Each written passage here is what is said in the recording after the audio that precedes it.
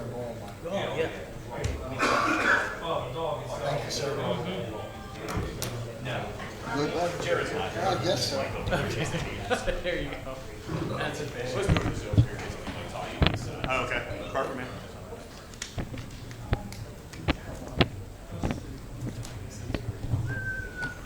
This is mine, I Yeah. guess, huh? Oh, yeah. Oh, hell, I didn't even have to print the first one.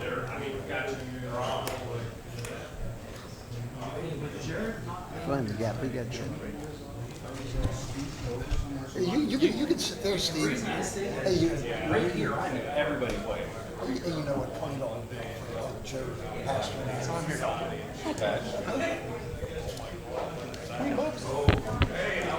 I mean, when people are coming up this podium, Yeah, definitely. Right. I'm always kind of, I hate that. You're good. You're good.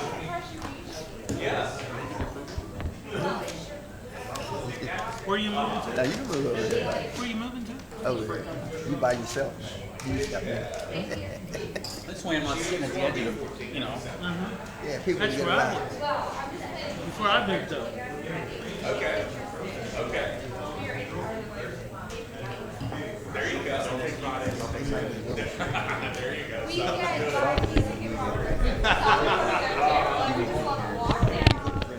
What night of the week is that? We'll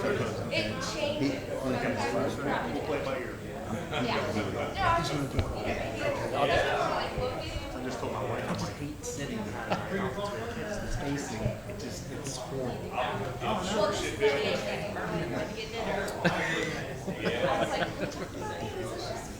He'll take you up on that. I know.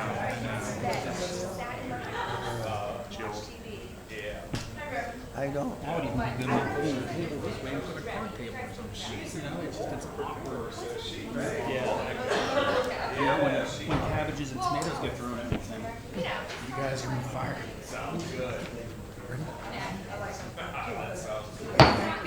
Good evening. I'd like to call this evening's City of Uniontown's regular city council meeting to order, May 5th, 5 p.m. Roll call. Mr. Billy? Mr. Basaki? Here. Mr. Winfrey? Here. Mr. Shuhon? Here. Mayor Gurke? Here. All rise for the Pledge of Allegiance.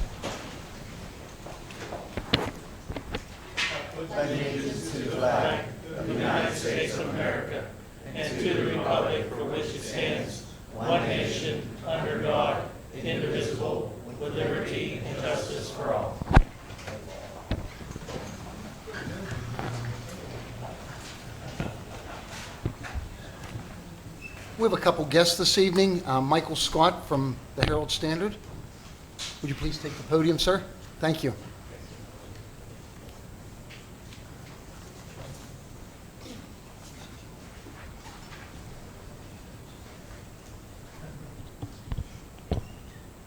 Mayor, Council, my name is Michael Scott, publisher of the Herald Standard, and I'm here this evening to basically let you know what we're planning on for our Founding Day Festival for this year, and ask permission to be able to close Main Street from Gallatin down to Morgantown, leave Morgantown open, and then close the other side down to Titlows. And also incorporate the use of Story Square at the same time. This would be on Saturday, July 2nd. Like to close the street from 8 a.m. until 4 p.m. We would be having the agenda is going to be art on wheels and easels.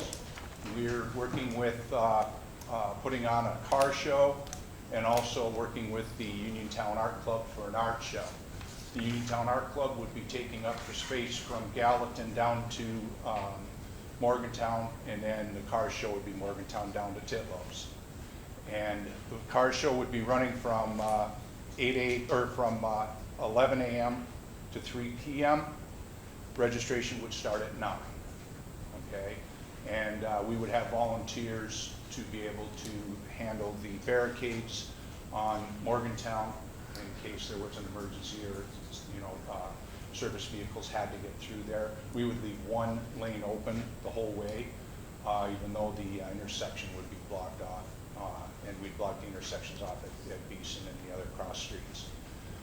Wanting to leave access to the restaurants and that sort of thing open for people to use during the show.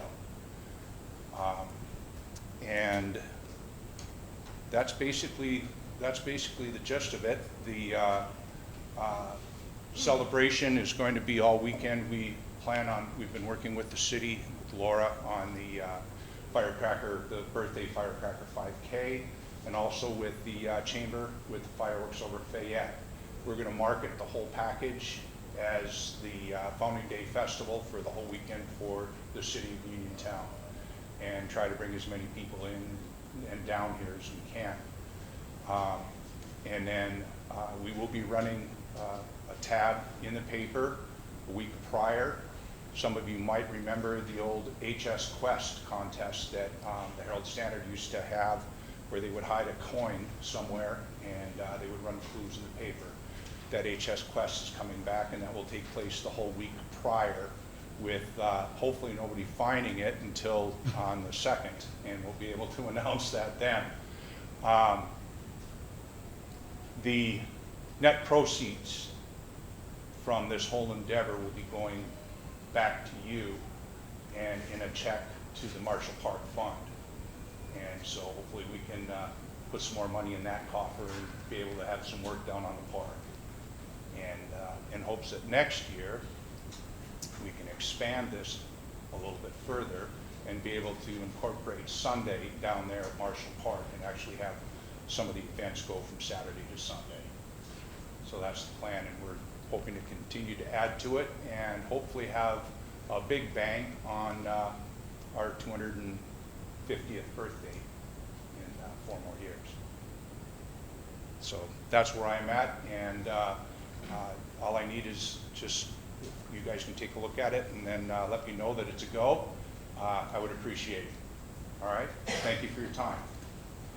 Thank you, Mr. Scott. Thank you, Mr. Scott. Our next guest, someone from Fayette Friends of Animals.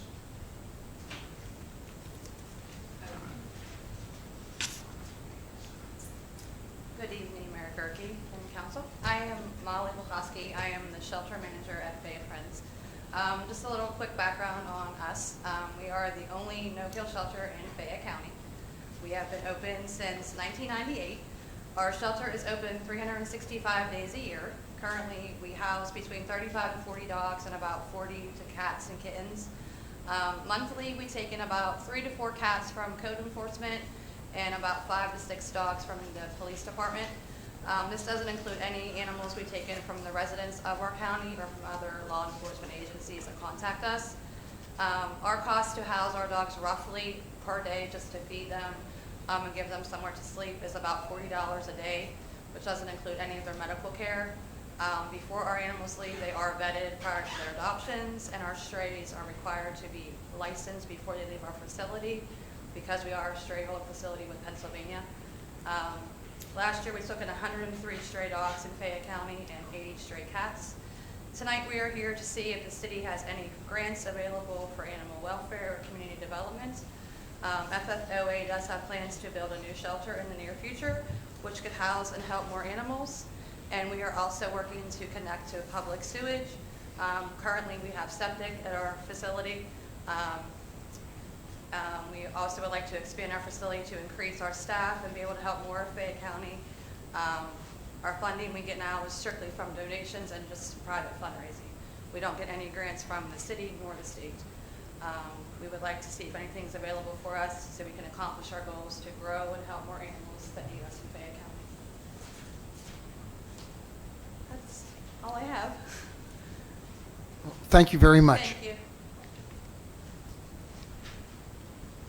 An executive session was held today at 4:30 for legal matters. Any comments on agenda items only? Yes. Would you please state your name and go to the podium, please?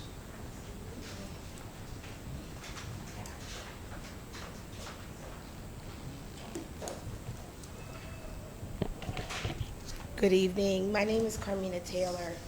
I am a Pennsylvanian. I am the founder of the We Can't Wait PA statewide coalition. I'm here. I'm going to have something on the agenda and something that's not on the agenda. Traveled 4.5 hours to be here, so I thank you for allowing me to speak. So on March 3rd and April 8th, I submitted right to know requests to the city clerk. They were insufficiently answered, so I filed for an appeal with the Office of Open Records, and for like the last 3 weeks, I feel like I haven't gotten solid answers. And one of the things that concerns me is in the last couple of weeks, the solicitor has indicated that Excuse me, Ms. Taylor. Could you refrain from your comments until public comment? If this is it's related to the agenda item, because my concern is on the agenda, Which agenda item are you commenting about? Resolution 121.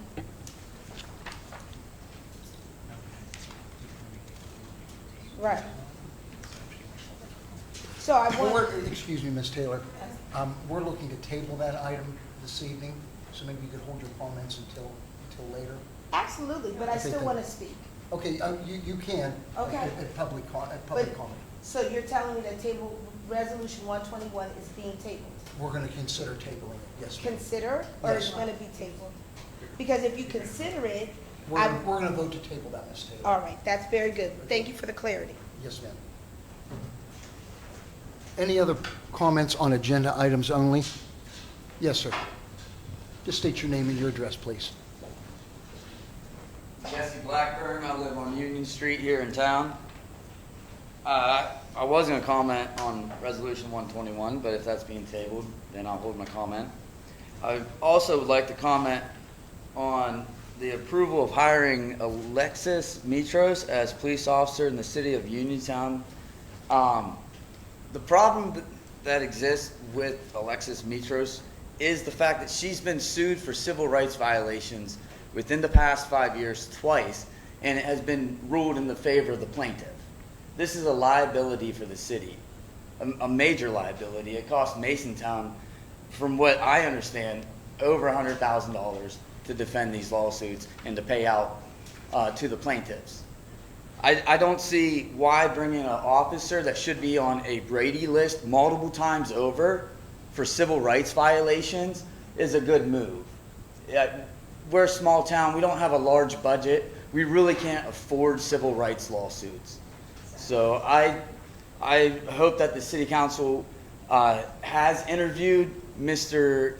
Clarence and Miss Gloria Newcomer, one of the plaintiffs that successfully sued Miss Mitros, and I hope that you interviewed Mr. Stoffa. I talked to Mr. Stoffa about his lawsuit. It's just, to me, it's a risk that isn't worth taking for the city. So I hope that you guys consider that and maybe table that item as well until you can further review her history as a police officer. Thank you for your time. Thank you. Any other comments on agenda items? Chief DeWitt?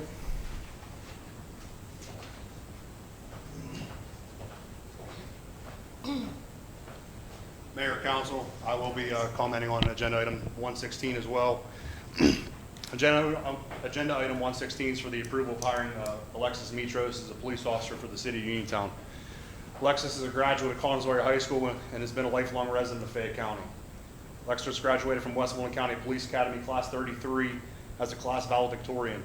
I can say that with absolute certainty because she beat me out by less than 1% for class valedictorian.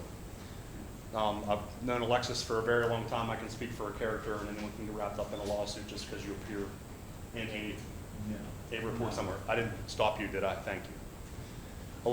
Alexis successfully passed the application process to include a written civil service test, physical training test, oral boards, background investigation. Alexis finished the process as the #1 overall applicant on our list. Alexis is also a member of the Fayette County Bureau of Investigation and has a passion for taking illegal narcotics off the streets of the county that we call home. Alexis has been with the Masontown Borough Police Department in a full-time capacity for 8 years. When conducting her background process, she was found to be held in high regard amongst her peers and is a respected member of the Fayette County law enforcement membership. Chief Scott Miller from the Masontown Police Department advised that Alexis is affectionately known as Lexi among the residents of the borough. Chief Miller advised that he takes calls requesting Lexi among the citizens even when she's not scheduled to work because they prefer her to handle their incidents with the duty and care that she provides them. I've worked in Masontown myself as a part-time officer before coming to the city, so I felt that I owed Chief Miller a phone call telling him that I was taking one of his officers from him.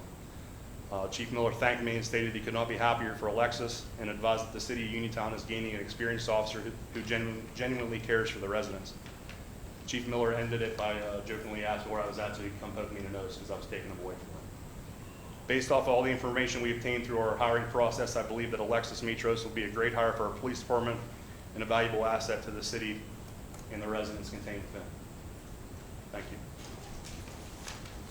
you. Thank you, Chief. Thanks, Chief. Any other comments on agenda items only? Yes, ma'am. Please go to the podium, state your name and your address, please. I am Dr. Joyce Royster, Vice President of the local NAACP. On behalf of what the gentleman just spoke about, concerns about civil rights, I would like the city here to consult, or at least let the NAACP have a meeting before the final decision to hire. As a representative of the NAACP, it's important to have the civil rights of every single individual guaranteed. And as I know for a fact, there's a lot of racism in Uniontown. And I just want to make sure that our new hire understands the position of the NAACP, and I'm not going to allow this to be swept under the rug or someone to be hired where there's questions about their civil rights tenure.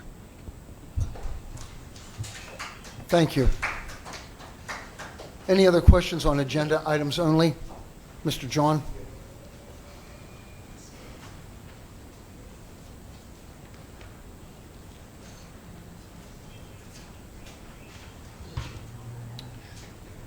Council, Mayor, agenda item 122, approve use of funds donated in memory of Dr. Ronald Sepik.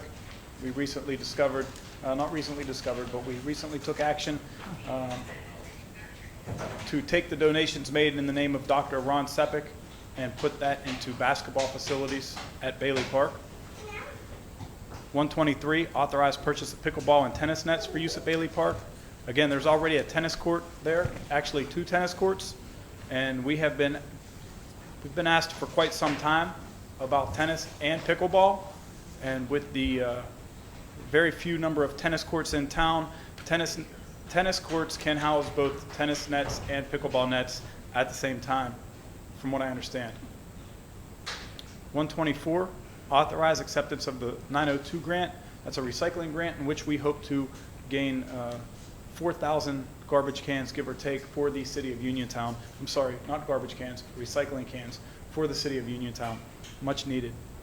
125, authorize K2 Engineering to prepare plans for West Penn Power for upgrade of transformer at Bailey Park. With the redevelopment authority of the city of Uniontown recently voting to, I'm sorry, I don't want to speak for them, but with the lights at Bailey Park for the baseball field set to go up sooner than later, our transformer that those lights are currently connected to is antiquated, needs relocated and upgraded. And from what West Penn Power has told us, this will come at no cost to the city. Authorize acceptance of local share account funds in the amount of $25,000. I would appreciate your support in all of those. Thank you. Thank you, Mr. John. Any other comments on agenda items only?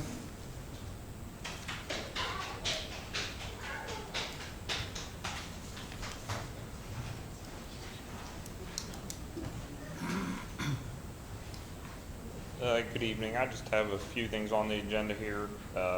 Number 134.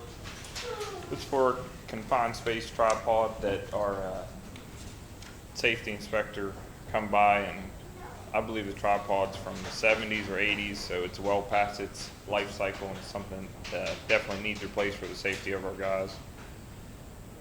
Number 135 is purchase of some street paint and rollers and materials to start that. He plans on starting to paint start getting the traffic stuff painted next week. He does have some paint, but it's always a lot of paint used each year. Number 136 is just to get some inventory of some tools. When you're working in the streets, you go through a lot of brooms, so it's just nice to be able to go in the room and grab one when you need one. And number 137, I got some quotes from companies for the upfit of a dump bed for the truck that we ordered. And this is a CoStar's pricing, so I'd like your support on that. Hey, John, real quick, the tripod, that's from the insurance investigator. It needs to be done regardless, right? And then what have you found? I was as shocked as you were to find out how much were some of those tripods going for? Tripods, they all ranged from like $4,000 on the low end to $12,000 on the high end. Yeah, and this is one of the lower end ones, and after talking to the salesman, he recommended this one. So. Okay, and then as far as the dump beds, how high were you quoted for on some of those beds? Depending on different materials, at the most 30,000. So this one here is the best price we got, though, right? Okay. Okay. Thanks. Thank you. Thank you. Thank you, Mr. Podolensky. Any other comments on agenda items only?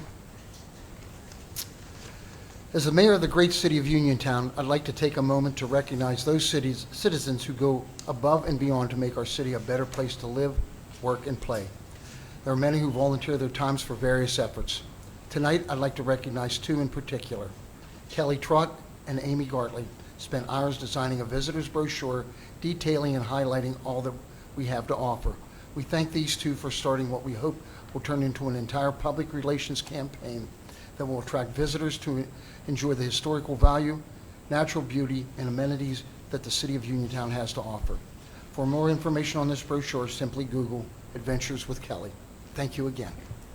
That's all I have, Ms. Marshall.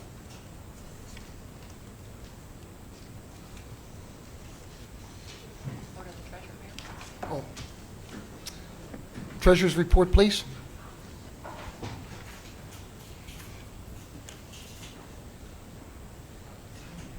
Good evening, Mayor and Council. Attached is the monthly collection that was received in the Treasurer's Office and has been documented in QuickBooks and also deposited in the city accounts, which you also see the ending balance for the month of these accounts. I sent this information to you the other day so that you would be able to review it and prepare for today's meeting. And if you had any questions that you could ask me prior to the meeting. All the accounts that I have access to have been reconciled except for payroll. As I mentioned last month, our escrow companies were late sending payments for their respective homeowners. However, some were received during the last week of April. Unfortunately, though, my office had to send out many letters to many of the residents as businesses because payments were not submitted for them by the escrow company that originally contacted us saying they were the escrow company. We have been working diligently with those who have made contact with my office, and by next month's report, I can give you a final total of what was collected for the discount period. Also, this year has been an extremely different year because many of our taxpayers have selected to go with our 4-payment monthly plan, and many of the people who have selected this option wanted me to thank the council and the mayor for allowing this to happen for us to have the four-month payment plan. It helps our residents. And so, gentlemen, thank you on behalf of the residents and businesses of Uniontown for allowing this to take place. This being said, we have collected $879,373.47 for the month of April. Thank you again for allowing me to serve as your city treasurer. Thank you and God bless.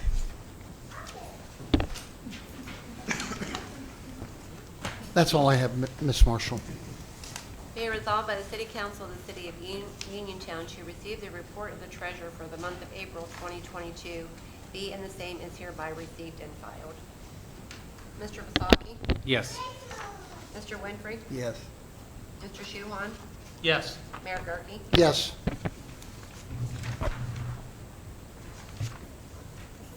Be it resolved by the City Council of the City of Uniontown to accept the minutes of the April 7, 2022 regular council meeting and the April 21, 2022 special council meeting be and the same is hereby accepted and filed. Mr. Winfrey? Yes. Mr. Shuhon? Yes. Mr. Vasaki? Yes. Mayor Gurke? Yes. Be it resolved by the City Council of the City of Uniontown, Council hereby directs the Director of Accounts and Finance to make payment of the following invoices for services rendered or products procured for the City of Uniontown. For April 2022 invoices in the General Fund, $57,563.62. Sewer Fund, $111,235.95. Recreation, $326.18. Highway, $12,554.03. Recycling, $286.28. Off-street, $1,889.22. And library, $50,000. Mr. Shuhon? Yes. Mr. Vasaki? Yes. Mr. Winfrey? Yes. Mayor Gurke? Yes. Be resolved by the City Council of the City of Uniontown to adopt proposed ordinance number 1736, bill number 1757, City of Uniontown Police Pension Plan. An ordinance of the City of Uniontown relative to the establishment and maintenance of police employees' pension, annuity, insurance, and benefit fund or funds, amending ordinances containing certain provisions of the pension plan or program applicable to the police employees of said city. Mr. Vasaki? Yes. Mr. Winfrey? Yes. Mr. Shuhon? Yes. Mayor Gurke? Yes. Be resolved by the City Council of the City of Uniontown to adopt proposed ordinance number 1737, bill number 1758, City of Uniontown Fireman's Pension Plan.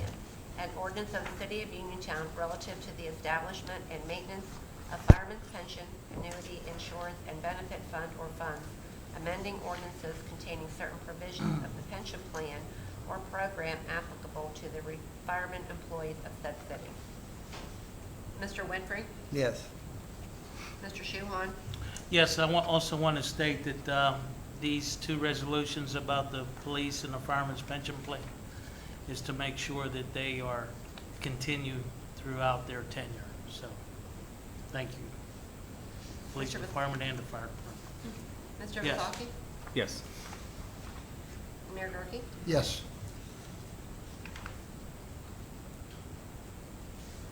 Be resolved by the City Council of the City of Uniontown to hire the following park director for the 2022 summer season for Grant Street, effective 6/6/22. Demita Jones, Grant Street Park, $12 per hour. Mr. Shuhon? Yes. Mr. Vasaki? Yes. Mr. Winfrey? Yes. Mayor Gurke? Yes.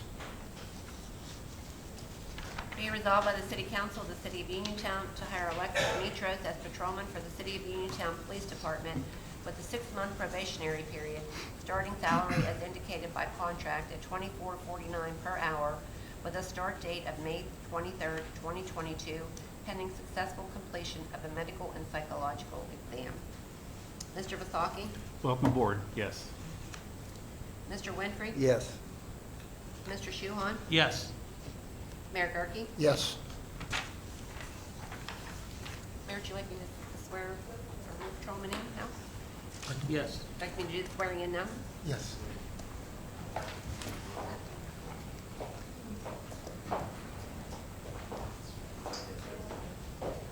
Raise your right hand. I state your name. Alexis Mitros, Do solemnly swear or affirm that I will support, obey, and defend the Constitution of the United States and the Constitution of the Commonwealth, and that I will discharge the duties of city patrolman with fidelity. yes, I do. And I do further swear or affirm that I do not advocate, nor am I knowingly a member of any organization that advocates the overthrow of the government of the United States or of this Commonwealth by force or violence or other unconstitutional means, or seeking by force or violence to deny other persons their rights under the Constitution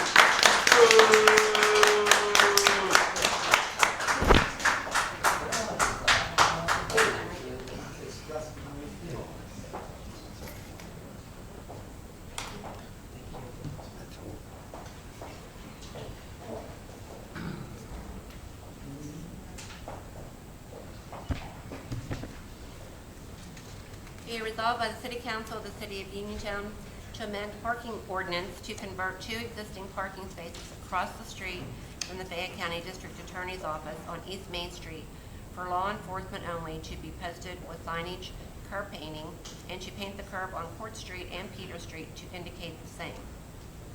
Mr. Winfrey? Yes. Mr. Shuhon? Yes. Mr. Vasaki? Yes. Mayor Gurke? Yes. Be it resolved by the City Council of the City of Uniontown to approve the repairs to fix the control box removed from Pittsburgh and North Mount Vernon Avenue traffic signal with a price of no greater than $1,300. Mr. Shuhon? Yes. Mr. Vasaki? Yes. Mr. Winfrey? Yes. Mayor Gurke? Yes. Be resolved by the City Council of the City of Uniontown to authorize the firewall purchase for network security in the police department from Hoff Consulting for $925. Mr. Shuhon? Yes. Mr. Vasaki? Yes. Mr. Winfrey? Yes. Mayor Gurke? Yes.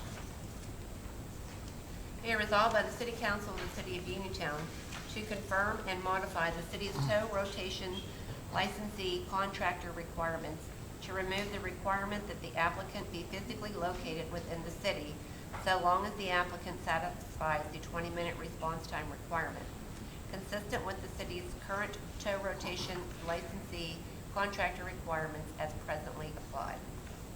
Mr. Vasaki? Yes. Mr. Winfrey? Yes. Mr. Shuhon? Yes. Mayor Gurke? Yes. I'd like to make a motion that item number 121 be tabled. Second.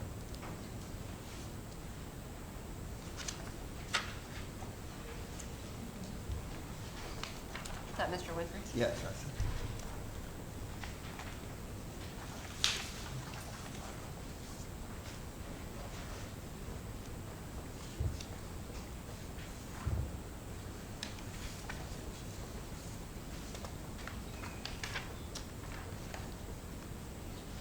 This is to take a vote on Mayor Gurke's motion to table this resolution.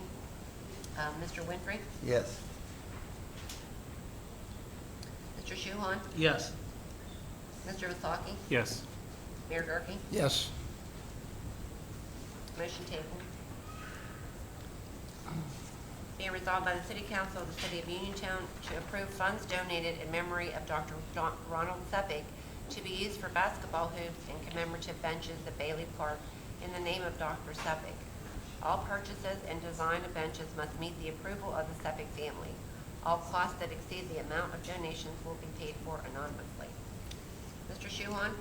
Yeah, I do want to thank, first of all, I do want to thank those who donated these funds in the memory of Dr. Sepik. Yes. Mr. Vasaki? Yes. Mr. Winfrey? Yes. Mayor Gurke? Yes. Be resolved by the City Council of the City of Uniontown to authorize the purchase of 4 pickleball nets and 2 tennis net sets for the tennis courts at Bailey Park at a price not to exceed $1,500. Mr. Shuhon? Yes, hopefully these items will help bring more activity to Bailey Park and downtown. Yes. Mr. Vasaki? Move. What is pickleball? I gotta know. I gotta know. It's like an easy tennis, I think. Paddleball, Okay, because I've never heard of pickleballs. lower net, less moving, smaller court. Oh, for Ball people. doesn't bounce as quickly and it doesn't move as fast. It's like older folks like us. But it's 4 people, It's 4 people. 4 people instead of 2 on the tennis court, and it's closer into the court than out. Gotcha. Okay, thank you. I was dying to know. I've never heard of it, so yes. Mr. Winfrey? Yes. Mayor Gurke? Yes. It sounds like it's easier for me. Be resolved by the City Council of the City of Uniontown to authorize acceptance of a recycling development and implementation grant under Section 902 of the Municipal Waste Planning, Recycling, and Waste Reduction Act, Act 101, for Uniontown City in the amount of $180,000 with a 10% match from the city. The award is for education and the purchase of recycling cans for City of Uniontown residents. Mr. Vasaki? Yes. Mr. Winfrey? Yes. Mr. Shuhon? Yes. Mayor Gurke? Yes. Be resolved by the City Council of the City of Uniontown to authorize K2 Engineering to engineer design plans for West Penn Power to upgrade and relocate the main transformer to Bailey Park. The upgrade and relocation will be at no cost to the city. Mr. Winfrey? Yes. Mr. Shuhon? Yes. Mr. Vasaki? Yes. Mayor Gurke? Yes. I'd like to, maybe Brian can make a couple comments on that he's from K2 Engineering. Yeah, this is at request of West Penn Power. I was down on site.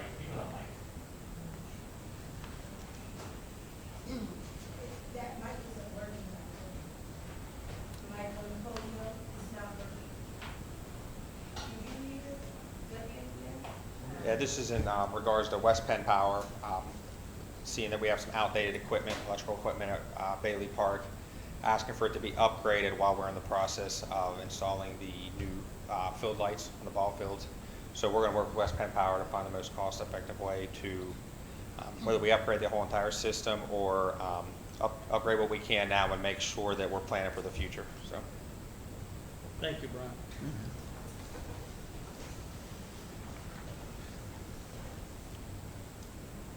Be it resolved by the City Council of the City of Uniontown to approve receiving funding through the 2021-2022 Local Share Count Program awarded by the Fayette County Commissioners in the amount of $25,000. Mr. Winfrey? Yes. Mr. Shuhon? Yes. Mr. Vasaki? Yes. Mayor Gurke? Yes. Be it resolved by the City Council of the City of Uniontown to reappoint the following individuals to the Uniontown Library Board of Directors. Linda Evans, term to expire May 15, 2025. Samuel Davis, term to expire May 15, 2025. Mr. Shuhon? Yes. Mr. Vasaki? Yes. Mr. Winfrey? Yes. Mayor Gurke? Yes. Be resolved by the City Council of the City of Uniontown to approve the Herald Standards Founding Day Festival be held in the City of Uniontown from July 2nd, 2022 to July 4th, 2022. Mr. Shuhon? Yes. Mr. Vasaki? Yeah, this is exciting. We need more of these things to come into town. Honestly, there's so many businesses, restaurants that could just use influx of people and these shows, everything just brings in so many other people outside of the city to see what we do have to offer in the city. So this is exciting. I'm hoping we can do more things like this in the future. So yes, for sure. Mr. Winfrey? Yes. And Mayor Gurke? Yes. Be resolved by the City Council of the City of Uniontown to approve the city-sponsored Uniontown's Birthday Firecracker 5K Run Walk on July 4th, 2022 in the City of Uniontown. Mr. Vasaki? Yes. Mr. Winfrey? Yes. Mr. Shuhon?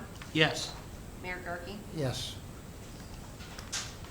Be resolved by the City Council of the City of Uniontown to approve acceptance of the Pennsylvania American Water donation of $5,000, half for a project to purchase the United States flag retirement box and replacement of missing plaques from flag posts at Marshall Plaza, and $2,500 to be used as a donation to the city's Sheepskin Trail project, and to repeal all resolutions or parts of resolutions inconsistent herewith. Mr. Winfrey? Yes. Mr. Shuhon? Yes. Mr. Vasaki? I have to abstain from voting, Kim.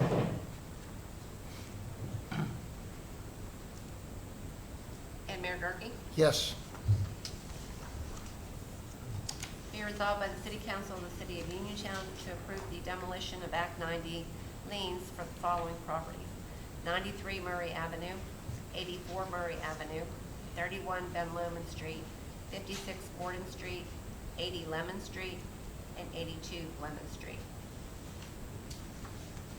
Mr. Winfrey? Yes. Mr. Shuhon? Yes. Mr. Vasaki? Yes. Mayor Gurke? Yes.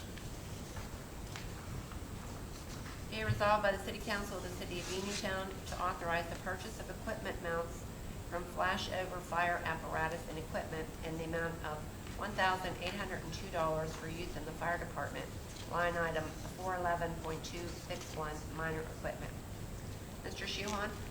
Yes. Mr. Vasaki? Yes. Mr. Winfrey? Yes. Mayor Gurke? Yes. Be resolved by the City Council of the City of Uniontown to approve the revised investment policy statement for the Fire and Police pension plans as reviewed and recommended by the Fire and Police Pension Boards to provide Huntington Bank guidance in the markets. Mr. Vasaki? Yes. Mr. Winfrey? Yes. Mr. Shuhon? Yes. Mayor Gurke? Yes. Be resolved by the City Council of the City of Uniontown to authorize the purchase of a 7-foot tripod and winch, $3,518.95, with harness vest, a sewer spoon, fiberglass manhole ladder, orange nitrile gloves, unlined nitrile gloves, flat yellow-green liquid, and flat yellow-green powder for use in the street department and sanitary sewer department for a total of $6,210.26. Mr. Winfrey? That's a safety issue, so I have to say yes. Mr. Shuhon? Yes. Mr. Vasaki? It is all with the safety, and as well as the dye is for us just to find leaks and stuff in the main sewers. So, yeah, yes. And Mayor Gurke? Yes. Be resolved by the City Council of the City of Uniontown to authorize the purchase of white velocity TP paint and paint rollers for street painting from Seal Master in the amount of $2,316. Mr. Shuhon? Yes. Mr. Vasaki? Yes. Mr. Winfrey? Yes. Mayor Gurke? Yes. Be resolved by the City Council of the City of Uniontown to authorize the purchase of a gravel broom, coal shovel, and handle for use in the Public Works Department, street and sewer, from Best Line Equipment in the amount of $552.44. Mr. Vasaki? This is for several brooms and shovels, correct? You have a Okay. statement on the back. Yes. Okay, there they are. Yes. Sorry. Yes. Yes. Yes. Mr. Winfrey? Yes. Mr. Shuhon? Yes. Mayor Gurke? Yes. Be resolved by the City Council of the City of Uniontown to authorize the purchase of a 9-foot 4-inch dump bed upfit for new Dodge Ram 5500 chassis for CoStar price of $20,400 for use in the sanitary sewer department. Mr. Vasaki? Yes. Mr. Winfrey? Yes. Mr. Shuhon? Yes. Mayor Gurke? Yes.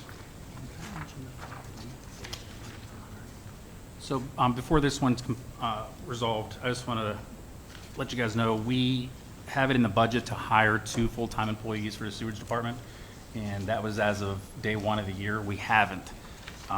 So by us not having those two employees yet, with the wages and benefits and everything, we've saved almost $40,000 by that. So that's where I'm bringing the money from that over to cover this. This is not just an extra purchase, we do have the money for it, plus we have some still set aside. So just want to let everyone know that we weren't just out frivolously buying things, that we actually can use this out of the money we have. Thank you. Being resolved by the City Council of the City of Uniontown to adopt the City of Uniontown Farmers Market rolls as presented. Mr. Winfrey? Yes. Mr. Shuhon? Yes. Mr. Vasaki? Yes. Mayor Gurke? Yes.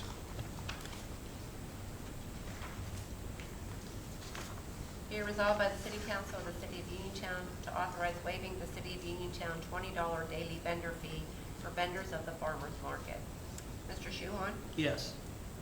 Mr. Vasaki? Yes, I'm hoping this is going to bring more and more vendors in since we waived the fee for it, just to make this as big a success as possible. So yes. Mr. Winfrey? Yes. Mayor Gurke? Yes. That's all I have, Mayor. Thank you. Monthly reports, Uniontown Code Officer?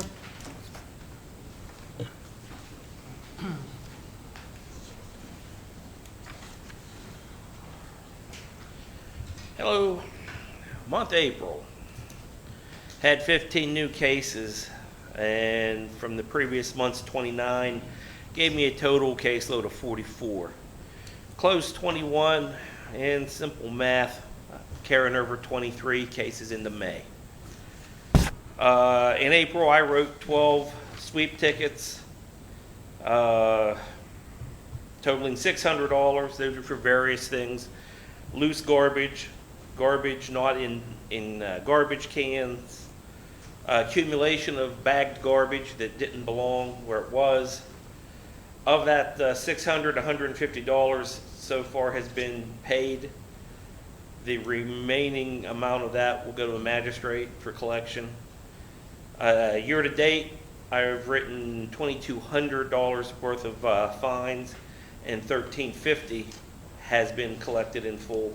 Not only has that money been collected in full, but the property's been remediated. If it goes out of compliance with code, then I'll write more tickets. It's just that simple. You want to do stupid things, you'll win stupid prizes. I appreciate you voting on the Act 90 and the liens. That will enable the city to demolish 6 buildings, 6 houses. We have 8 scheduled. 2 of them are already in control of the city, and that was the sticking point. The CDGB money could not be used to tear down the buildings unless we had control of the buildings. So the way to work around that is to lien them. Now we have control. So as you mentioned, in no specific order, 80 and 82 Lemon, 84 and 86 Murray, 31 Ben Lomond, and 56 Gordon. Don't have a real time schedule for any of those yet. We're going to definitely tear down the 2 buildings we already own, and we should be doing that within 60 days. I was with K2 Engineering the other day doing the environmental and the final inspections on the 2nd building. The first one's ready to go. So we've already asked the contractor to look at both buildings and give us a price. So we'll see some of that going on. Last and least, and I'm going to leave the bulk of this for Ms. Kutek to discuss, because she was the prime mover on the cleanup day project. I'm going to give my 2 cents. And if I'm wrong, I'm wrong. Just my 2 cents. You can agree to disagree or whatever. We had a lot of good people come out, good volunteers. But I think, in my opinion, we did a lot of work that really was not cleanup day activity. We cleaned out entire houses. I mean, people buy a living room suit and just throw the furniture in the backyard and leave it sit for us to pick up. Well, that's the wrong answer. I mean, if you don't have the money to have your old furniture hauled out, then you need to re-examine your household finances, because that's all I have to say. I mean, it's not the city's responsibility to take out TVs that are the size of a Volkswagen. I mean, TV half the size of that table there. Entire bedroom suits. Come on, folks. That's not what I mean, in my opinion, and maybe I'm wrong. We should have been in the parks. We should have been in some of the alleys. Yeah, there's garbage to pick up, and there's things that need addressed. But there's a little bit of personal responsibility as a property owner, and allowing entire roomfuls or an entire basement. Nah, wrong answer. So that's all I got to say. Any questions? All right, thank you. Thank you, Mr. Khan. Fire Department, Chief Khan.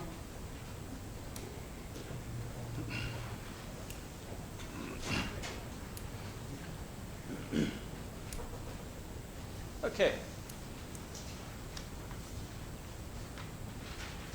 All right, good evening, everybody. I'll be pretty brief with my report this month. Like to do a rundown on the incidents that we've responded to in the month of April. 13 of those incidents were fire-related incidents. Those included 3 building fires, 3 trash fires, 2 vehicle fires, 2 scorched burns but no ignition, and 3 smoke removal fire out on arrival. Now the thing is those last 5 calls were very close calls too, as they usually are, and could have easily been 5 more building fires for us too. So 22 related rescue related incidents, including 20 motor vehicle collisions, 2 removals of injured persons from a building or structure. We also responded on 4 electrical issues, 17 public services, including the following: 8 lockouts or gain access, 2 assist the police incidents, 1 public service in general, and 6 cover assignments to where we were on standby for another fire department. We responded to 5 fire alarm activations, 1 flooding incident, and finally witnessed 4 fire drills in public facilities. So that gave us a total of 66 incidents for the month of April. Again, I also always like to do a rundown on our training. This month we had 100 man hours of training that was either conducted by the department or taken by department personnel. Again, that's just for the month of April. I'd like to give a big thank you to the council for approving the equipment mounts. This is going to be for our new engine, to mount the tools in there so they don't go flying around in the compartments and stuff. And hopefully that's the last piece of the puzzle. We're working on getting it in service now. Speaking of which, the hose and nozzles that was purchased by the FEMA grant along with the city's 5% match have come in, and the on-duty shifts have already got it loaded and got that portion of it in service on the engine, and they continue to work on the tools that are going to go on the engine, so it's probably not much longer now. It's going to be in service before you know it. So I'd like to give them an extra thanks for going above and beyond and doing excellent work as far as that goes. 2 other items real quick. I'd like to give a big thank you to everyone who donated to the Fayette Friends of Animals. Our department did a campaign to get supplies for the organization, and we did very well. We actually have you about 2 pickup truckloads full. So we'll be getting that out to you very soon. So, big thanks to everybody who did that. And one last thing, our department was very honored this Monday. We were asked by the American Legion to bear the colors and lead the parade for the May Day parade. So I'd like to give them a quick thank you and shout out. And I guess that's about it. Does anybody have any questions or anything? Yes, sir. Bingo tonight, Chief? Bingo tonight, 6:45. That's right. That's right. I almost forgot. All right. Thank you, everybody. Police Department. Thank you, Chief Klein. Thank you.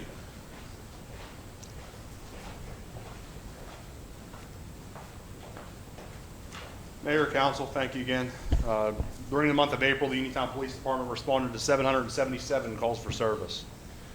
A breakdown of some of those calls, obviously this is not all of them, the short excerpt is 29 vehicle accidents, 7 assaults, 7 criminal mischiefs, 28 welfare checks, 26 domestic violence calls, 27 harassments, 7 fire calls or fire assists, 5 mental health calls, 9 disorderly conducts, 19 emergency medical assists, 11 shots fired calls, which is about holding our average now compared to where we were in the beginning of the year.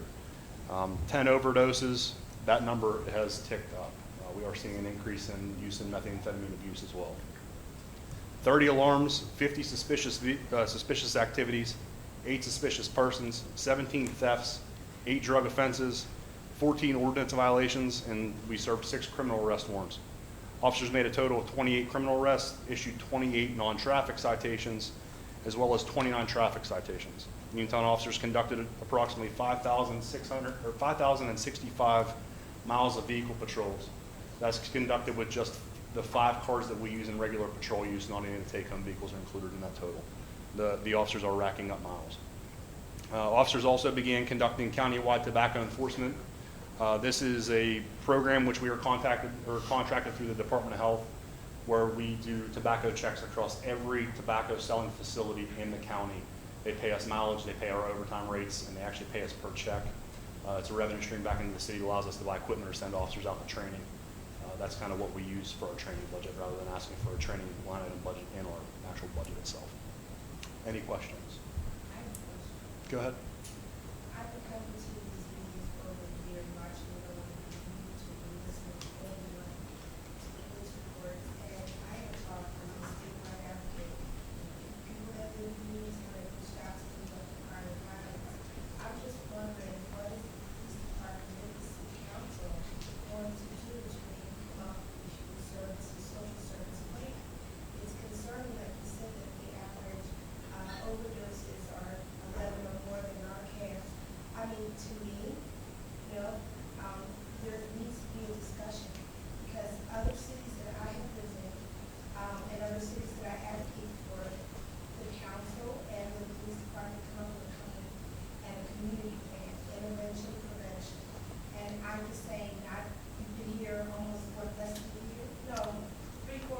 I've been in this position for 4, coming up on 5 months. I've been with the police department for 11 years and have resided in this county all my life, so I can tell you about the problems of this county.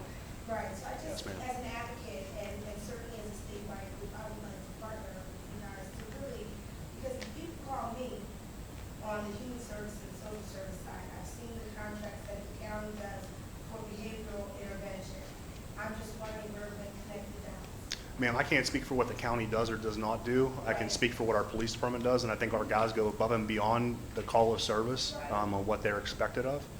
I'm not saying what you don't do, I'm just saying. You asked me what I'm doing, and I'm telling you what we're doing. What's the department doing to have an intervention plan? I want to put it out there. Ma'am, my office is open all the time, so you can give me a call. And I will say, Chief, that that's going to be part of our comprehensive plan. Thank you. How we can This is- redirect yeah. some of the troubled youth and give them opportunities to succeed and bring these services in as we're getting ready to develop this comprehensive plan. So it's certainly going to be a part of that. Yeah, this is the benefit to the position that Mookie is in at this point. He's able to do a little bit more outreach in terms of building programs. And those are things that we will see. That might not be a fruit-bearing tree tomorrow, but it might be a fruit-bearing tree 6 years from now. It's just good that they know something's in the working. Yeah. Anyone else? Yeah, I held a cleanup event of my own through Keep Pennsylvania Beautiful, and we were down at the parking lot right in front of the library, not the one behind it, but in front. I think that's, was it Church Street? Yeah, that'd be the Uniontown Public Library's city lot. Okay. Well, in the city lot, I found multiple needles, empty cans, bags containing drugs. It was disgusting. And I was just curious if you guys are still doing patrols on the Sheepskin Trail, and if you guys find similar paraphernalia there, as I found downtown, right where our commercial district is, and right where you guys want people to come. You know, if that's the activity that's happening. I mean, there's needles where people were cooking up their drugs. I don't know how the process works, but I mean, they're openly doing it. And I talked to some of the residents there, and they said it turns into an open drug market where people are just shooting up and exchanging, you know, drugs. Yeah, I mean, I'm not discrediting that that's occurring. That occurs in every municipality of every. But that's a Hold on. public open area, so it shouldn't be. I mean, Jesse, if I'm the not. police force was effective, people wouldn't be so brazen to leave that kind of trail and do it so openly. It's not in a back alley. There's a park. It's a very open spot. There's Phil's is right next door. I mean, I'm sure they would appreciate you calling it Filthy Phil's. I can tell you that I believe our guys are effective. I'm sympathetic to the point that what you're saying, but what I'm trying to tell you is the drug epidemic in our country is not isolated to the city of Uniontown. It's not isolated to South Union or North Union or anywhere. It touches every socioeconomic class. It occurs everywhere. You haven't turned on the lights to make this cockroaches scatter. You guys are supposed to be the lights. And we got cockroaches everywhere in our city shooting up, leaving their needles for kids to fall on. Do you know how big our city, Jesse, do you know how big our city is? Square mileage? It's 9,500 people. It's Hey, not that's not what I very- asked you. Do you know how many square mileage our city It's is? not. It's that 2.5 big. square miles. 2.2. That's not big. 5 police cars, just 5, not including anyone else, 5,000 miles. If you put that on a map, it would draw all over the place. Officers can't be everywhere 24 hours a day. 1,000 miles in my car. I'll put it to you this way. Myself. Okay, great. If the city had the finances to give us a police officer for every corner, we could get out and do it. The problem is we're running with 3 guys a shift to 4 guys a shift right now. That's How what we're much running is with. shoe leather versus operating a vehicle every month? Couldn't answer that for you. And I'm sure foot patrols would deter that kind of activity. It would, and so would your response times to major calls as well.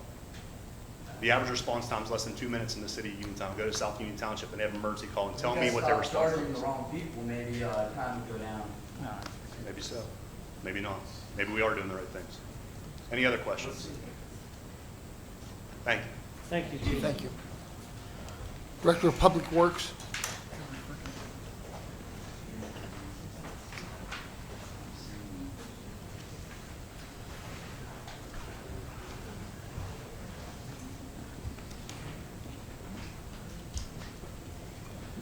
Good evening again, everyone.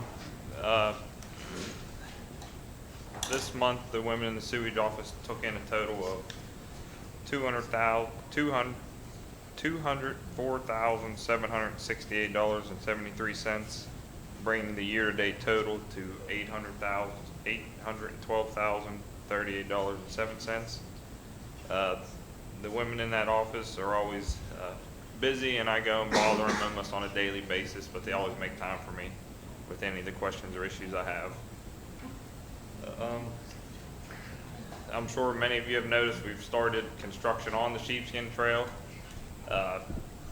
The Pennsylvania Avenue intersection was unpaved for longer than I'd like to have expected, but between our equipment breakdowns and the asphalt plant having issues on their end, we tried to get it done as efficiently and as soon as possible, and I think that that is a big improvement to the railroad tracks that were going across that intersection. It was horrible. Yeah. It's a process down there, but it does take 90% of both departments to do most of the projects down there. And it is an ongoing process, and as people ask me how it's going to look like a bomb went off for a little while, but it'll start shaping up as the days go by. It's getting more complicated to keep up with our day-to-day tasks while fitting that in, but the guys are doing a good job. I know a lot of the sewage guys and the street department guys are just working straight through their lunch hour shift. They just get involved with the project, and they just keep at it and keep their head down and keep chugging along. Yeah, what you guys are doing down there is not easy, pulling those tracks, and people coming across those tracks in Pennsylvania, many people have had problems with that and called in, and it's gonna be nice just to be able to go across there with not losing it from the end of your car. So thanks for your guys' hard work. Yep, thank you. I appreciate it. Oh, and I'd just like to thank you guys for the approval of the purchases on the agenda, especially the dump bed for the truck. It is well needed.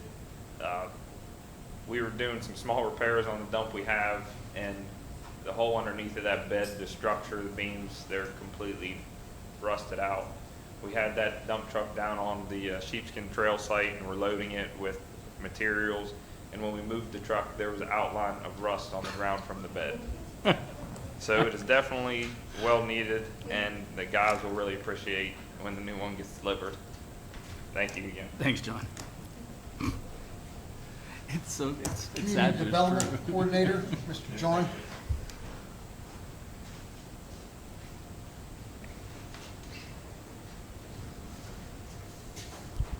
Good evening again, everybody. Start with something pretty easy, parking garage equipment. We've begun the process of the city, as a city, to seek parking garage equipment, pay station equipment, so that we can start generating a little bit more revenue and make it more user-friendly to people who come in and out of our city. And I don't think we all realize how many people come in and out of the city on a daily basis, whether it's tourism, court week, visiting family, whatever it is.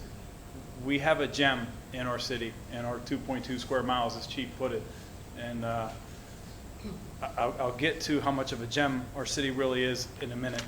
The 902 grant, thank you guys. Again, that's going to purchase some public relations advertising money for a recycling program, and purchase close to 4,000 recycling cans with the flip lid, so that we're not misplacing lids and they're easier to handle. And we actually might get a break on our garbage collections and recycling collections with the type of can that we are purchasing, because they can be lifted up by the back of the truck.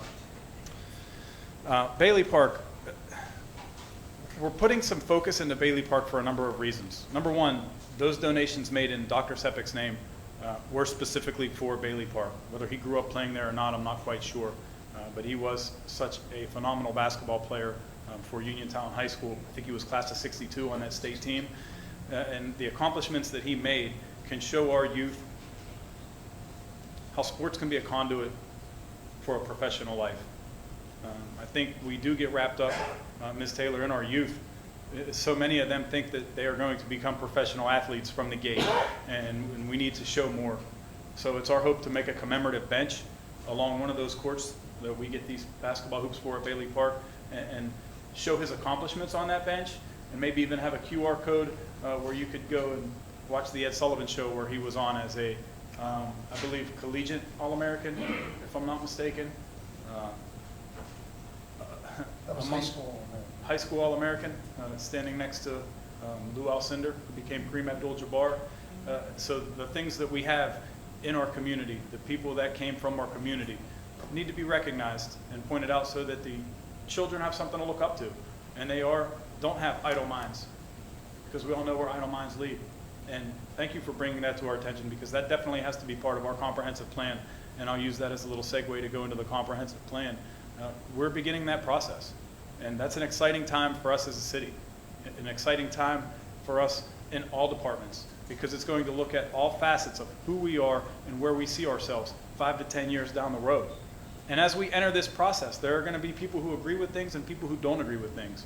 But if we can come together and we can kind of see what that greater good can be, we can become that community that we once were. And again, I'll get into something that one of the Carnegie Mellon students, bless you, said last night. It amazed one of these students who have never been to Uniontown, the amount of pride that we have in our city and in each other. So yeah, while there is racism, there is a lot of people who don't see those lines. And if we can start focusing on the people who don't see those lines, then maybe we can teach that instead of just shadowing all that light on the people who do see the lines. We have to do this together. This comprehensive plan, and I'll lead this into the Carnegie Mellon stuff that they gave their final presentation last night. This is 80 pages of how to take the Sheepskin Trail, which again, I'm going to allude to Bailey Park because the Sheepskin Trail goes from South Union Township right past Bailey Park. So we have to focus that. If there are going to be 1,500 people a day on the trail, maybe a percentage of those people aren't from our area. If we have a park into which they can walk from the Sheepskin Trail that shows a skyline of the city going one way and a view of the mountains going the other way, we start to realize what we have. Now these Carnegie Mellon students, if you're not familiar with it, it was a group of 7 graduate students from the Heinz College at Carnegie Mellon. They put together a presentation, really a report, called Filling the Gap. Gap being used in a couple of senses of the word. We have some gaps in what we need to do. Also, it stands for the Great Allegheny Passage, and that Sheepskin Trail is going to connect to the Great Allegheny Passage, connecting Fayette County to one of the most historic biking and hiking trails that there are in the country. So some of these findings, they laid out a blueprint of how we can change that culture for the better and change our community for the better and become a bicycle-friendly town with a program called Complete Streets, where we narrow lanes and cut that traffic and that speed coming through town and utilize the wide streets that we have for less lanes and more hiking and biking lanes. There are some people in town who work remotely who choose to live here because of what we have. This group of 7 Carnegie Mellon students, those are the kind of people that we're trying to attract to come to town, to set up shop, to work remotely. These are the kind of people that can help us show a better way of life for the next generation, because it is about investing in that next generation. Some of the things, and I'm trying to be quick, 7 students, and at the end of the presentation, the faculty advisor said, "What pleasantly surprised you most about Uniontown?" Architecture, historical significance, pride, how clean the streets are. That's a testament to Johnny and his crew. We might look at them and see some dirt, but from an outsider's point of view, coming into town, how clean our streets are. Sometimes we can't see the mountains because we live here. And it takes outsiders to come in and give us a blueprint on how to succeed. That's impressive. It's an This book 80-page is blueprint that would, unbelievable. I don't think we can put a dollar amount to what these students did. Unbelievable. But Tell them how much this costs. free 99. Because we reached out to Carnegie Mellon and these students picked this project, we worked cooperatively with them to allow them to gain real life experience and fix real life problems. And it's impressive. And I will forward anybody a copy of this who wants it, because they so graciously have given $100,000 worth of research to the people working on our comprehensive plan. So again, going back to the comprehensive plan, where do we see ourselves 5, 10, 15 years from now? Here's a start until we can get started with the firm that council approved, Gibson Thomas. And they use benchmark cities like Cumberland, like Myersdale, like Connellsville, Martins Ferry, or Harpers Ferry, West Virginia. Towns that have already done it and seen the success. And for us, I hate to even say this, but for us to waste a semester's worth of work from some of the brightest minds, not in the country, but in the world, would be a travesty. So I'm going to implore anybody who gets their hands on a copy of this to let's come together and let's work together as a community, neighborhood by neighborhood, because that's how it's going to happen. I'm sorry I got on my soapbox tonight, but after going to Carnegie Mellon to watch this presentation, it gave me a newfound love for the city in which I was raised. And the city in which I was raised generationally. For those who live here, for those who care about this place.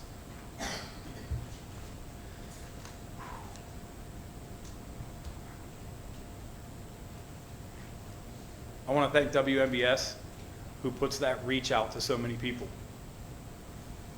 I didn't realize how many people watch these meetings, but people care. And when we can start having town halls and we can start getting together and talking about some of these issues, things are going to happen. And we're this close from turning the corner. Again, I'm sorry for being on my soapbox a little bit, but we really are. You worked hard because for it. This is proof of it understaffed right here. and overworked, these guys said, yeah, we'll build a trail. So Johnny, thank you. Chris, thank you. Dalen, thank you. Tommy, thank you. Dave, thank you. You guys are putting it in while still doing your regular responsibilities so that we can progress the city forward.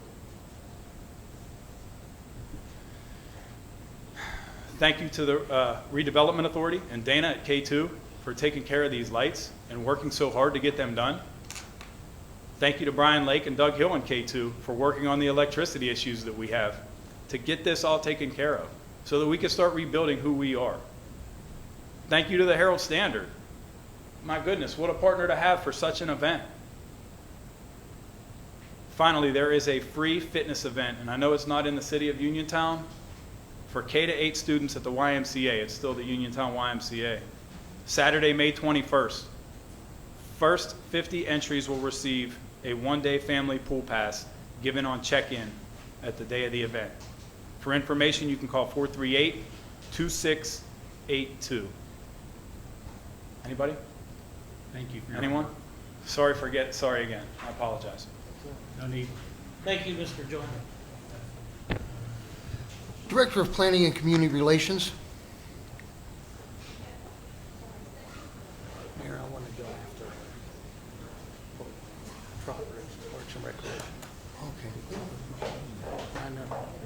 Put me in after. Okay. Just a couple. Good evening, Mayor and Council. I want to thank you all. First, I want to thank you for approving item line number 128, 129, 138, and 139, all Founding Day Festival, Uniontown's Birthday Firecracker 5K. I'm excited for Uniontown's second annual. It was fun last year, and I'm looking to make it better this year. And also adopting the farmers market rules and regulations and waiving that vendor fee for hopefully bringing more into town. Thank you to Mr. Scott for sharing the information of the Herald Standard's Founding Day Festival. I was truly taken back when he asked me to come on board and partner and tie everything in together. I think it's going to be a great weekend for the city. Cleanup Day, as Mr. Thomas discussed a few details, I wanted to do specifics.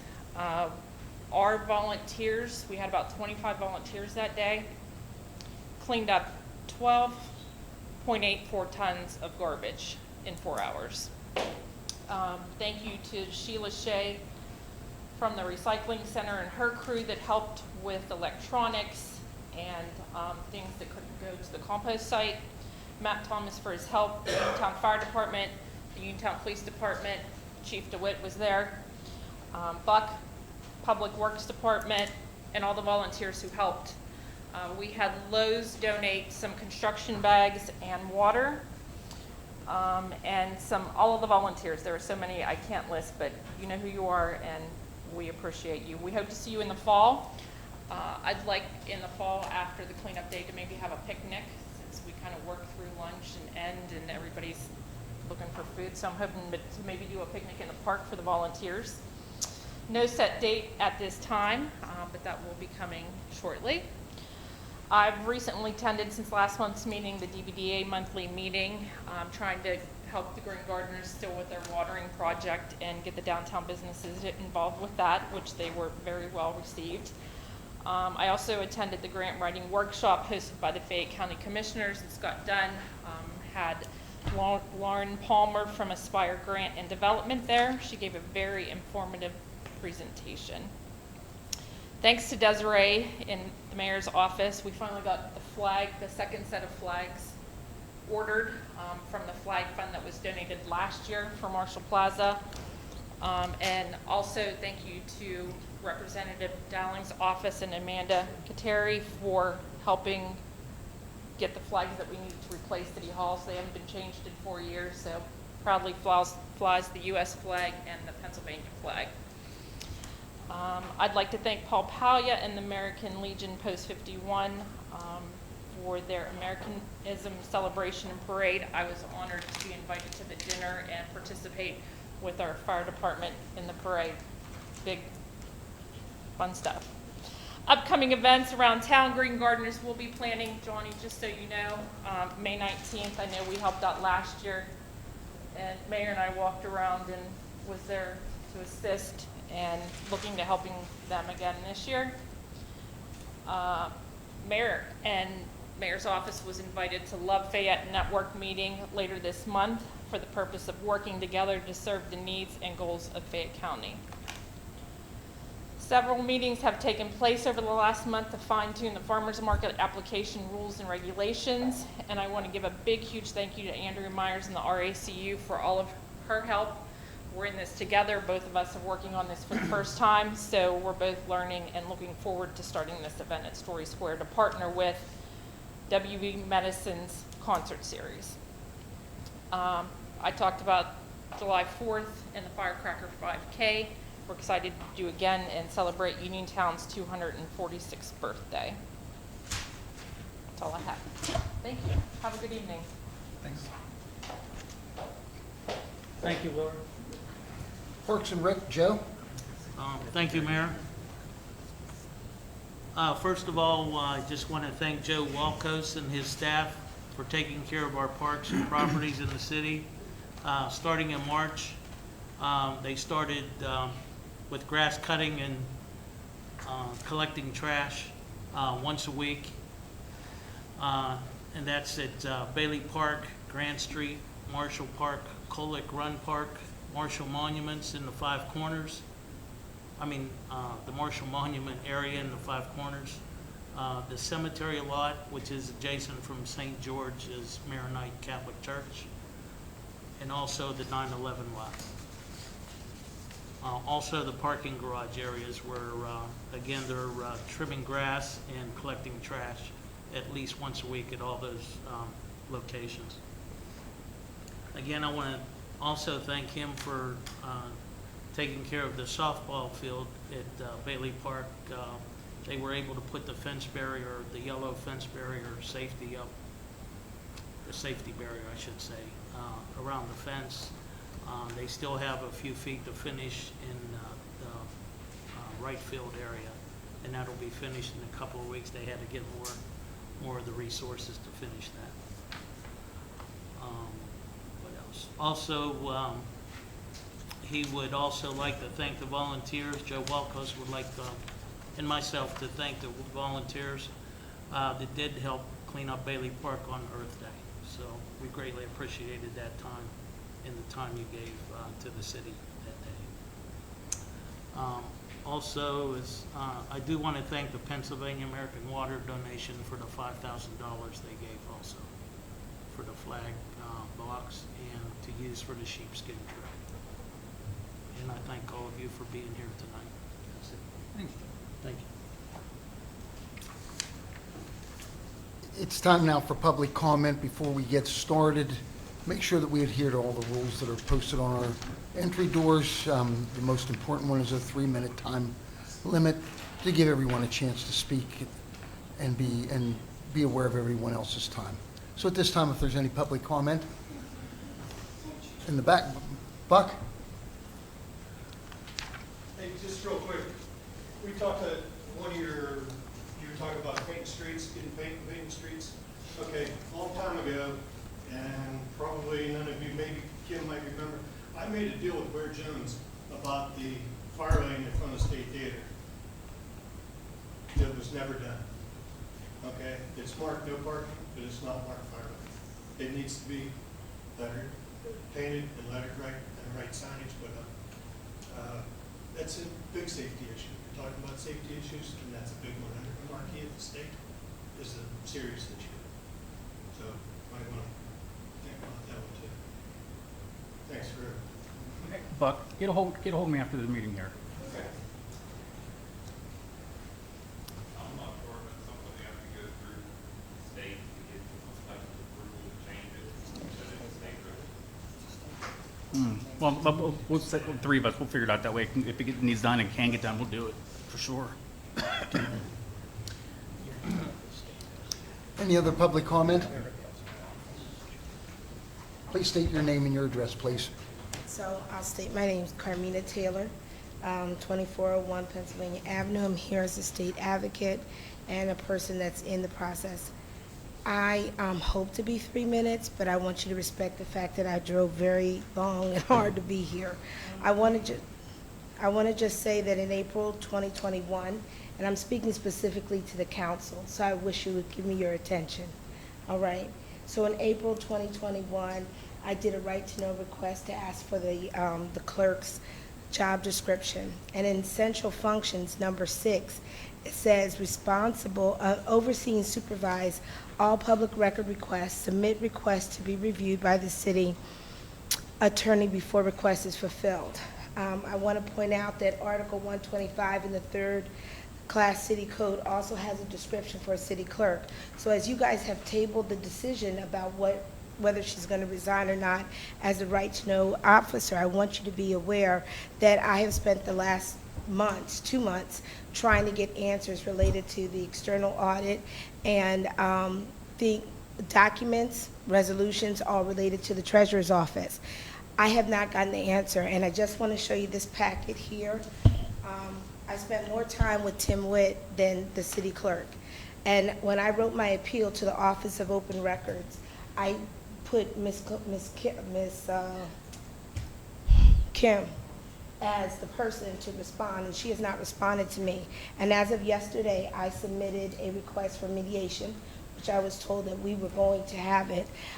So I'm looking for authorization, confirmation that the city has authorized this to happen, because I'm asking for simple record that someone that's been in the position for 10 years should just belt out. So I want to show you this. This right here is email threads and responses to my appeals, and I haven't gotten a solid answer. And I say all this because I do open records requests, right-to-know requests, wherever I am, and certainly in my county. So I'm very familiar with the process. But what's disheartening is that as a statewide advocate, when people reach out to me, I have a service to provide. Whether you guys acknowledge it or not, that's my job. And so there's legal implications, there's legal responsibilities, and I don't have a problem emailing you guys this information. So I basically want to find out who is going to be the person that's going to mediate with me over my appeal. And I don't know if you want to answer me, or I can send you an email. I can send all of you guys an email. I drove here because I'm not allowed to speak virtually, and I want you to respect that. I'm not coming here disrespectfully. I'm coming here honorably, and I think that I deserve a response, and whether you don't want to do it here now or not, but I want to show you that there's over 60 pages just on my right-to-know request, references from March 3rd and April 8th. Ms. Taylor, your time's up, okay? Thank you for your comments. So, any other public comments this evening? That is really not Yes, right. in the back. My name is Mr. Rickle. Would you take the podium, please? Thank you. Sorry. Who said that? Oh, yeah. Hi. My name is Mr. Hickle, and I'm a vet, along with this fellow over here. The end of December, Walmart cut all of our prescription plans. They kicked us out the door. They said they no longer want us. Walgreens have picked us up, and the parking lot is disastrous over there. The people coming down, not being able to turn on the street right below them, where it says no parking or no turning, coming down Main Street there, they're using the parking lot of Walgreens for a racetrack coming through there. They have 3 spots over there that you can park handicap parking. They're always filled with somebody that does not have a handicap parking sticker. And you're walking through the parking lot, and these fools are coming through there at a high rate of speed, cutting through there to go to Mount Vernon Avenue. And they should be looked at before somebody gets killed there. On a daily basis. They're coming down there, the turn signal's on right there by the parking lot. They come whipping through there like it's a racetrack. It should be stopped or something done before somebody gets really hurt. Thank you for your time. Thank you, sir. Thank you, sir. Any other public comment? Yeah. I'll listen.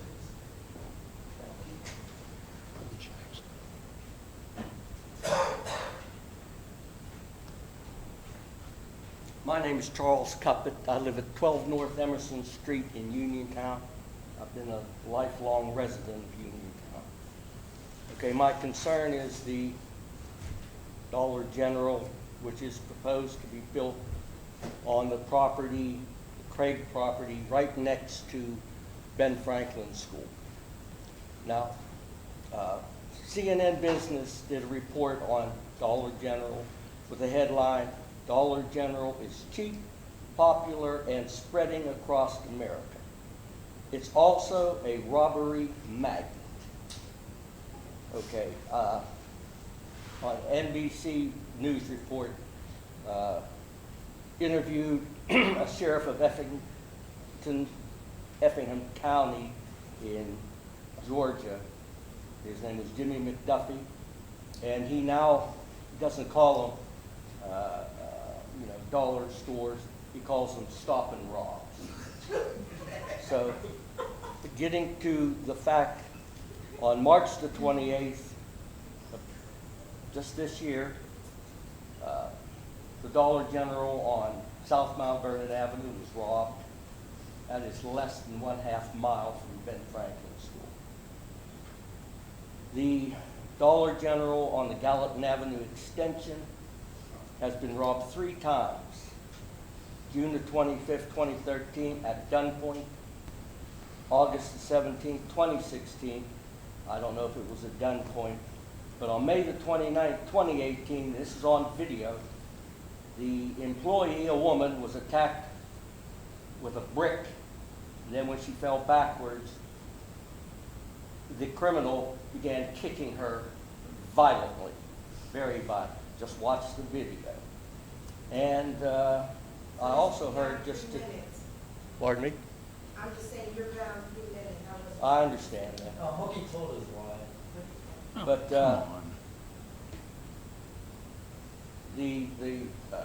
some of the windows were shot out on the Dollar General on Connellsville Street. So what I'm asking City Council for, I've been a resident here a long, long time. You're going to put a business right next to one of our elementary or middle school, elementary, Ben Franklin, one of our premier schools in Uniontown. And the potential for disaster is there. I cannot understand why you're not doing your homework, looking at this. The business model of Dollar General is profit, not the employees, and darn sure not in the security of their... Time's up, Mr. Cuppett. Thank you for your time. I'm,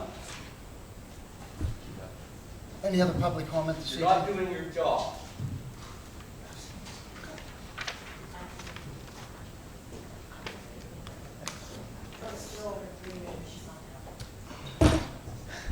My name's Jesse. As I said before, I live on Union Street. I've had problems with Miss Marshall's ability to perform the right to know. I would also like to point out Mr. Witt, he never made his answer to my special report about Miss Marshall's appointment. He never made that public. So we don't know why they justify her continual appointment despite what was laid out. Now, this just highlights that she wasn't fit for the job to begin with. She can't handle simple right-to-know requests. Now she wants to abdicate some of the most important duties of her job. I see your face. It's okay. It's okay. It's okay. It's okay. It's okay. I mean, it's notwithstanding this city's respect, especially Tim Witt's respect for civil rights and the First Amendment. I got emails to show you how disrespectful he is of our constitutional rights. Anybody can come to me. I will show you the emails he sent me trying to silence me because I speak up, because I'm a critic, because I want accountability. Can I get a copy of your No. No. Actually, the city will be served a copy of all this eventually. Show anybody. I would just, can you? Well, I've made right-to-know requests so that I could make copies of it from his end, but Miss Marshall has decided not to fulfill those requests. It's public record. You guys' salary and your position's public record, correct? And when you started as public record, correct? I did a simple right-to-know request on when Miss Marshall was hired, what her salary is, and any reappointments. She told me she needed legal to review to see if those documents are public record. They are, in fact, public record. This is the kind of BS that she is pulling on people like Carmina, people like me, people who just want to know public information. And now she wants to act like she doesn't have to do her job that's in the city ordinance describing her job. Come on, get real, people. Like, either we're going to have a functioning city where people are going to be accountable, or we're just going to keep having this decrease in population, jobs and good companies running away. Because we don't have real leadership and we don't have people capable of performing the duties that their daddy gave them. Thank you. Have a nice day. You should run for office, Mr. Blackburn. That actually sounds like a good idea. Yeah. May I send all of you the documentation that I have? You can Absolutely. you can send me anything you'd like. Yes. Thank you. I just want to make sure I'm asking. I'm being respectful. I really do think it's bad that I drove 4.5 hours. I watched the last few meetings. Okay, Mayor, I'm just sitting here standing and listening. And I think because my stuff is more, as Mr. Wood said, legal proceedings, I think that you guys have every right to know what's being done in terms of legal proceedings. Okay? So when I just want to know, I'm going to send everything to you, and I expect someone of the 4 or 5 of you to respond to me respectfully. Is that too much to ask? Nope, So send 'em. somebody will respond to me? Any other public comment this evening? Go ahead, Tim. I So, did. just for council's edification, given the comments that were provided, council, you have all received the response to that special report that was provided. So my analysis, my opinion was provided to council in connection with that. Given the accusations, I'm certainly willing to share any and all emails that I've ever sent to anyone relating to city business with any council members. So those are freely available to you, and you will see nobody's civil rights have been violated, despite what may have been claimed. So just for council's edification, open book, anything you need to know, I'm more than happy to share. So that's all I wanted to add, Mayor. Any other public comment this evening? Yes, ma'am. Yes, I have another comment. I would like to comment on what Mr. Cuppet said about putting a Dollar General next to Ben Franklin School. As a strong advocate for children, and I also work as a substitute teacher at Ben Franklin School because of the fact that we don't have enough qualified substitutes. So I came out of retirement this summer. It would be very difficult for the school to have a Dollar General so close to the children, because we do have the playgrounds in the back, and the proximity is very close. So, Mr. Cuppet, I share your concern, sir, and the community's concern of having a Dollar General so close to the children. We have K through 8 in that building. We have kindergarten kids, we have up to middle school. And sometimes they might be attracted to want to go over there.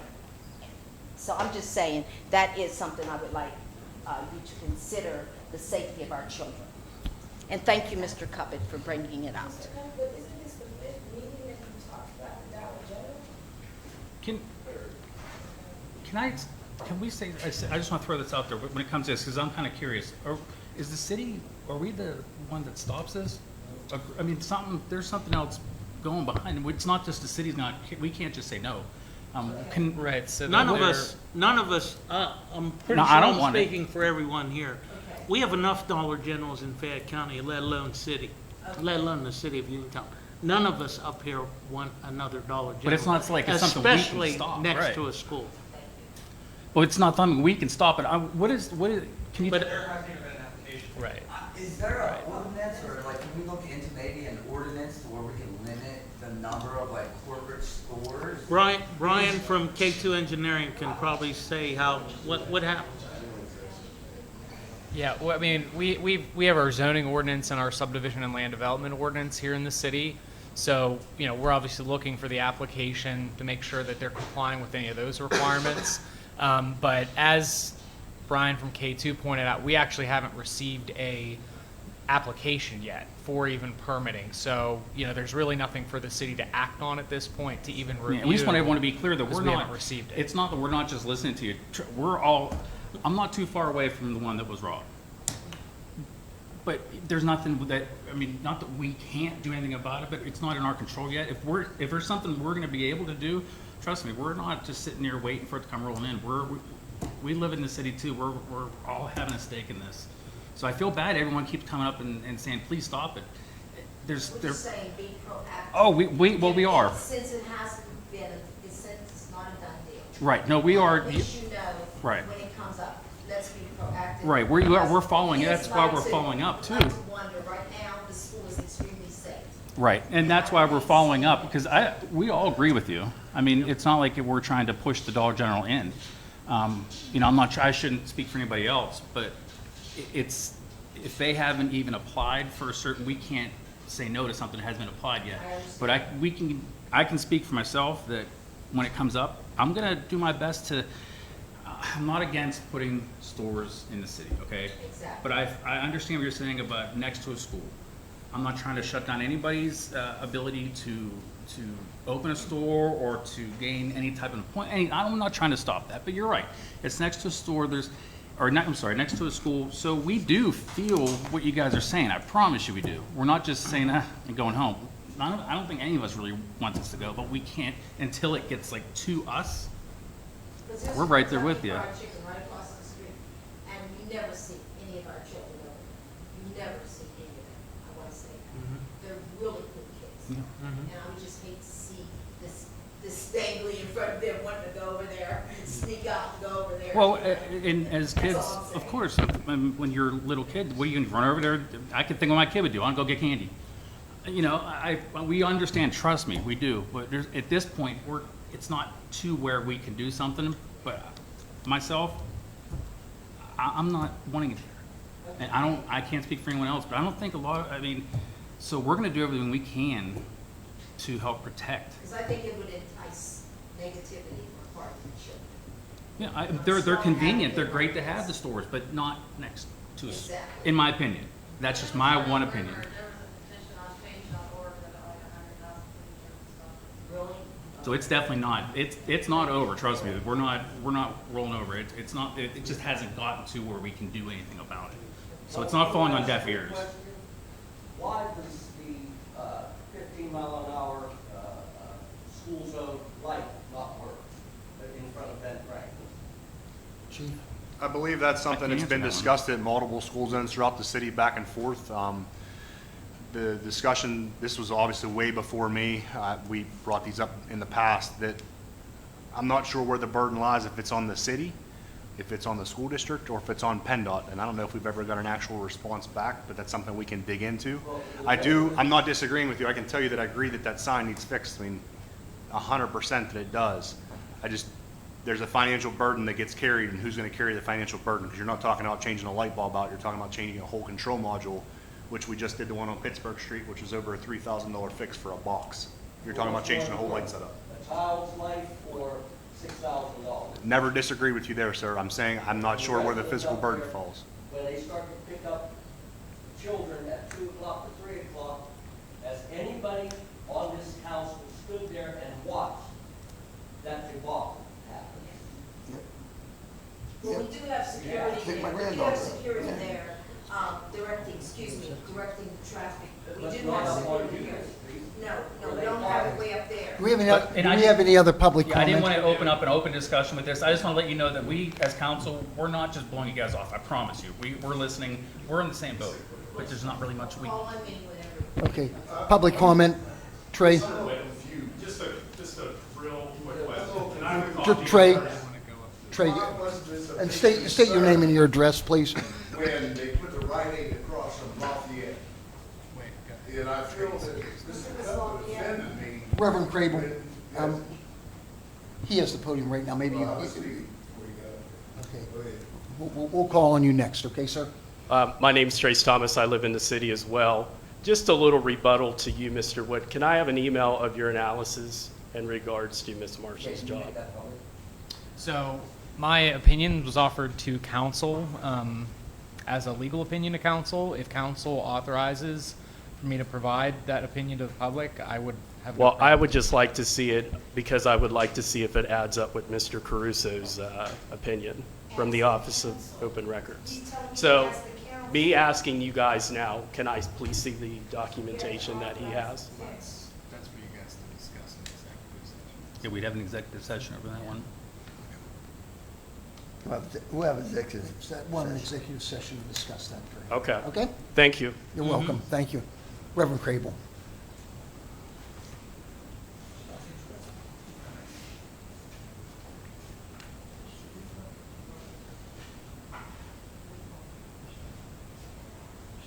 Robert Crable, I reside in the city of Uniontown. I'm a little confused because why wasn't there such an uproar when the Rite Aid was put right across the street from Lafayette School?